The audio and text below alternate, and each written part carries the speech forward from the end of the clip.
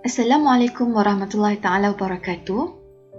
Hari ini kita akan mempelajari Akidah Menurut Islam, pelajaran 2, Tasawur Islam KSSM tingkatan 4. Standard pembelajaran.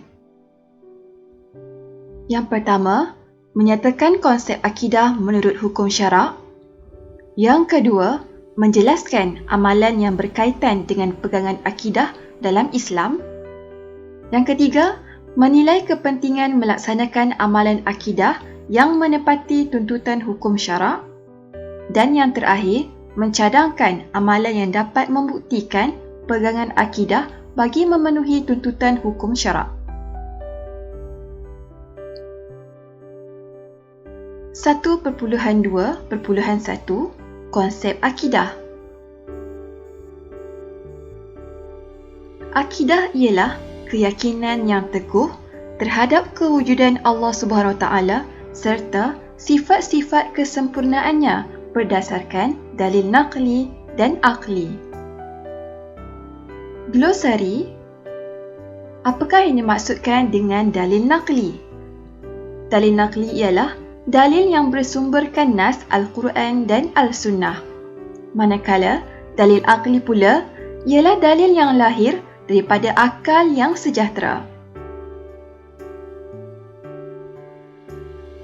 Konsep akidah. Ilahiyah, nubuwah, ghaibiyah. Ilahiyah bermaksud ketuhanan. Nama-nama Allah Subhanahu Wa Taala, zat Allah Subhanahu Wa Taala, sifat-sifat Allah Subhanahu Wa Taala dan perbuatan af'al Allah Subhanahu Wa Taala. Nubuwah. Nubuwah bermaksud kenabian dan kerasulan, iaitu sifat-sifat wajib Rasul, sifat-sifat mustahil Rasul, kitab dan tujuan perutusan. Ghaibiyah, perkara-perkara ghaib, tidak dapat dilihat atau tersembunyi, diketahui melalui wahyu dan wajib percaya serta yakin. Konsep akidah ilahiyah. Nama-nama Allah Subhanahu Wa Taala. Allah Subhanahu Wa Taala memiliki nama-nama yang indah, Asmaul Al-Husna. Nama yang paling agung ialah Allah. Zat Allah. Setiap mukallaf perlu meyakini Allah Subhanahu Wa Taala itu wujud. Tetapi hakikat zat Allah Subhanahu Wa Taala tidak dapat diketahui oleh manusia. Sifat-sifat Allah Subhanahu Wa Taala. Sifat-sifat Allah banyak dan tidak terbatas jumlahnya. Antara yang wajib diketahui ialah 20 sifat wajib, 20 sifat mustahil dan 1 sifat harus. Perbuatan ataupun af'al Allah Subhanahu Wa Taala. Perbuatan Allah Subhanahu Wa Taala adalah setiap perlakuan yang dilakukan olehnya dengan penuh kebijaksanaan dan keadilan berdasarkan kekuasaannya, qudrat dan kehendaknya, iradat. Konsep akidah nubuwah. Yang pertama, sifat-sifat wajib Rasul seperti benar, as-siddiq, amanah, al-amanah, menyampaikan, at-tabligh dan bijaksana, al-fatanah. Sifat-sifat mustahil Rasul. Bohong, al-kizb, pecah amanah, al-khiyanah, menyembunyikan, al-kitman dan bodoh, al-baladah. Kitab, iaitu kitab Zabur, Taurat, Injil dan Al-Quran. Tujuan perutusan, menyeru manusia mentauhidkan dan menyembah Allah Subhanahu Wa Taala, mengajar manusia cara beribadat dengan betul dan menunjukkan cara hidup yang benar serta lengkap. Glosari. Siapakah Nabi? Nabi ialah lelaki pilihan Allah yang diberikan wahyu kepadanya dan tidak diperintahkan menyampaikannya kepada orang lain. Manakala Rasul ialah lelaki pilihan Allah Subhanahu Wa Taala yang diberikan wahyu dan diperintahkan menyampaikannya kepada orang lain. Konsep akidah ghaibiyah. perkara yang tidak dapat dilihat dan tersembunyi serta tidak nampak pada pandangan mata kasar. Hanya diketahui oleh manusia melalui wahyu iaitu Al-Quran dan Al-Sunnah yang sahih.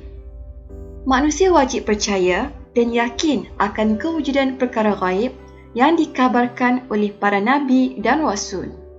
Contohnya malaikat, iblis, syaitan, jin, qada dan qadar, barzakh, hari kiamat, mahsyar, hisab, titian, syurga dan neraka.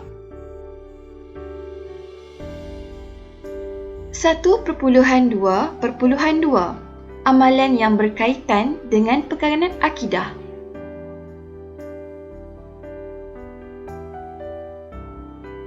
Yang pertama, berasaskan tauhid. Kedua, berpegang dengan dalil naqli dan aqli. 3. Bertepatan dengan Al-Quran dan Al-Sunnah. 4. Berlandaskan ilmu, iman dan amal.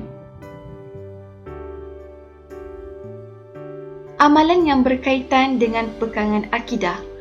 Tahap iman manusia boleh bertambah dan berkurang. Oleh itu, kita hendaklah sentiasa berusaha melakukan amal yang baik supaya dapat merasai kemanisan iman. Antara amalan yang amat berkaitan dengan pegangan akidah dalam Islam adalah seperti berikut. Berdoa. Berdoa ialah senjata orang mukmin. Yakin Allah memperkenankan doa orang bertakwa. Berzikir. Berzikir akan menenangkan jiwa orang beriman. Amalan berzikir amat disukai Allah. Bertawakal. Berserah kepada Allah Subhanahu Wa Taala setelah berusaha dan berdoa, yakini ketentuan baik daripada Allah Subhanahu Wa Taala. Seterusnya, bertaubat. Memperbanyak istighfar, menyesal dan tidak mengulangi kesilapan yang telah dilakukan. Mujahadah. Berusaha bersungguh-sungguh melawan nafsu, meningkatkan ibadah untuk beroleh keredaan Allah Subhanahu Wa Taala. Muhasabah. Menilai dan melihat kekurangan diri, bertaubat atas kesilapan dan memperbaik diri. 1.2.3 Kepentingan akidah menurut Islam. Kepentingan pelaksanaan amalan akidah mengikut syarak.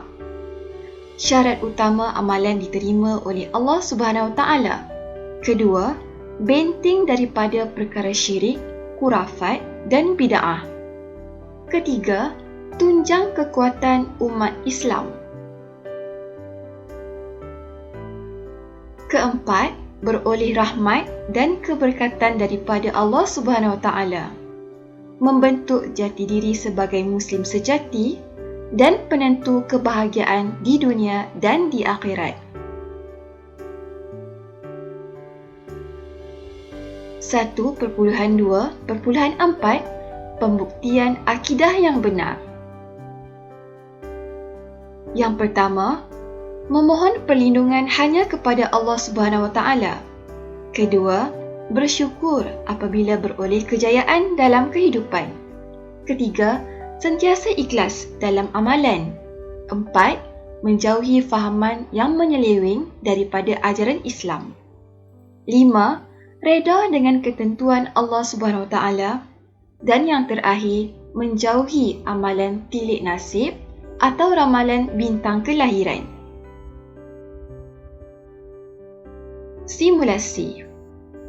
Analisis situasi berikut dan bincangkan cara mempraktikkan pegangan akidah yang benar. Farah akan menduduki peperiksaan SPM.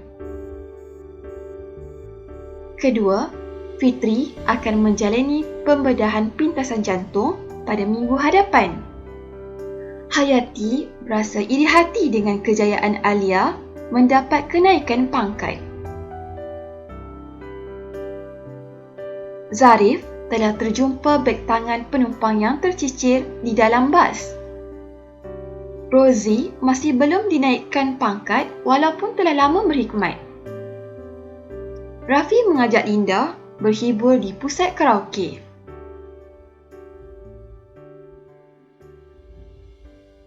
Itu saja.